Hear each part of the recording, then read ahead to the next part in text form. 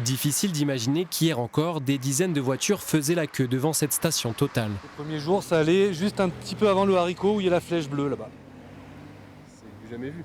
Ah non, jamais, c'est la première fois que je vois ça.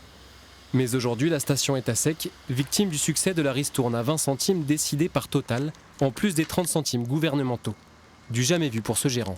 Ce que je passe en produit en 12-13 jours, je le passe en 2-3 jours maximum. Donc ça fait 2 fois que je suis en rupture de stock depuis le 1er septembre. En attendant le réapprovisionnement, de nombreux automobilistes viennent toujours tenter de trouver du carburant bon marché. On cherche du gasoil en fait, et malheureusement, visiblement, il n'y en a plus. Il y a une station plus proche, mais bon, comme tout le monde, on regarde le prix du litre de carburant. Cet après-midi, je dois être livré cet après-midi. Oui. Ok, salut. Au revoir.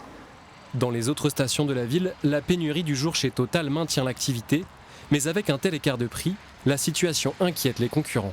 Total est aussi fournisseur des grandes surfaces, de nous-mêmes.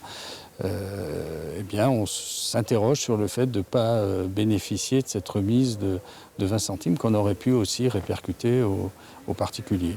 Car ce distributeur ne réalise en moyenne qu'1 centime de profit par litre vendu. Une marge de manœuvre beaucoup plus limitée. Nous sommes des distributeurs.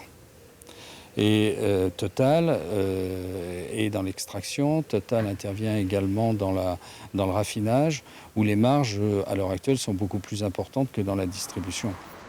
Ces distributeurs n'ont donc d'autre choix que de miser sur leurs services en station, comme le retrait de colis, pour se démarquer et espérer garder leur clientèle.